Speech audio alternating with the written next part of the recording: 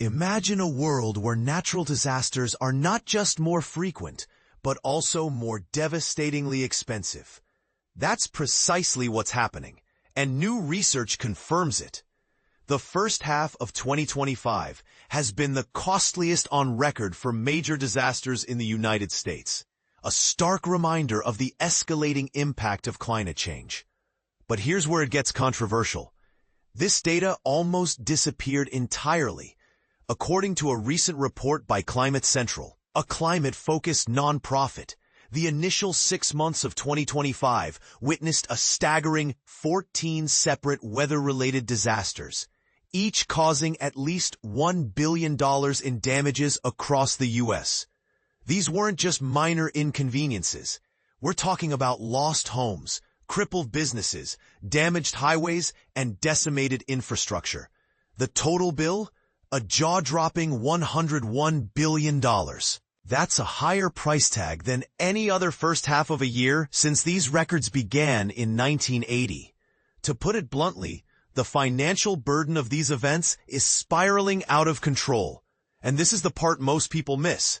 The lion's share of this staggering cost stems from the ferocious wildfires that engulfed parts of Los Angeles in January. These weren't your average brush fires. They razed around 16,000 buildings and tragically led to the indirect deaths of approximately 400 people due to smoke inhalation, heart attacks, and other related health problems. With damages soaring to $61 billion, the LA fires stand as one of the most expensive climate-related disasters ever recorded in the U.S. What's truly alarming is that it's the only non-hurricane event to crack the top 10 list of costliest disasters, underscoring the growing threat posed by wildfires. For over 45 years, the National Oceanic and Atmospheric Administration, NOAA, meticulously tracked the rising costs of fires, storms, hurricanes, droughts, and floods, all exacerbated by the human-caused climate crisis.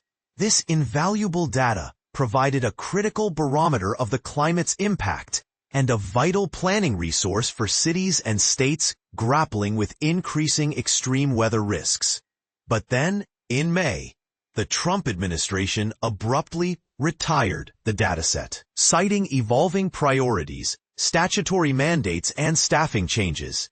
This move sparked outrage among scientists and environmental advocates, who saw it as a deliberate attempt to obscure the reality of climate change. Information on billion-dollar disasters until the end of 2024 remains available, frozen in time, on NOAA's website.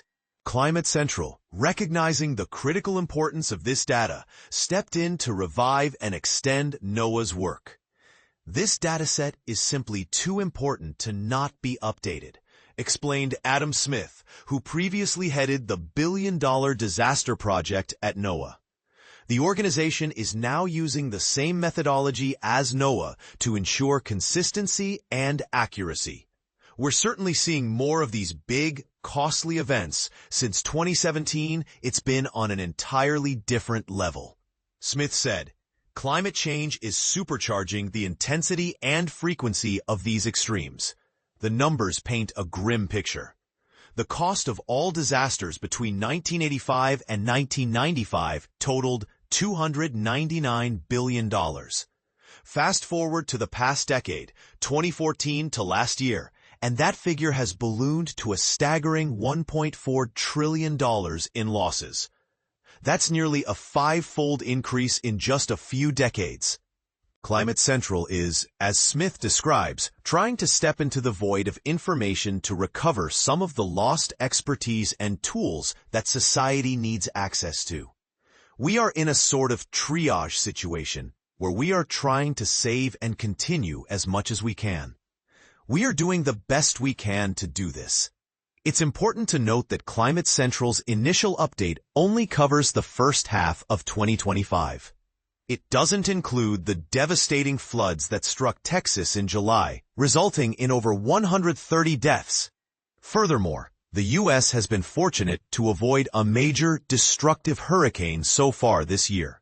Had a hurricane made landfall, 2025 would almost certainly be on track to become the costliest year on record.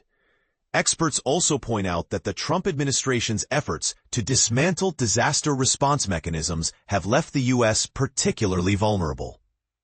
The Federal Emergency Management Agency, FEMA, has faced staff cuts and criticism over its leadership, sluggish response times, and politically motivated withholding of funds.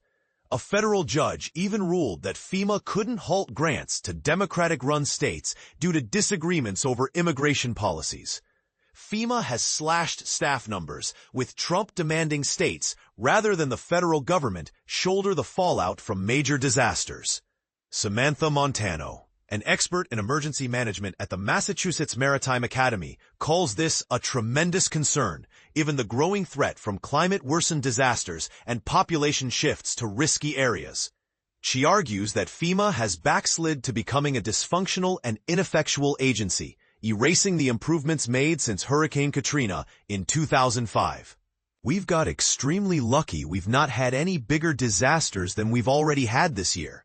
We are basically sitting ducks for when the next major disaster hits.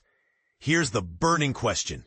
With climate change intensifying and disaster response capabilities potentially weakened, are we truly prepared for the challenges that lie ahead?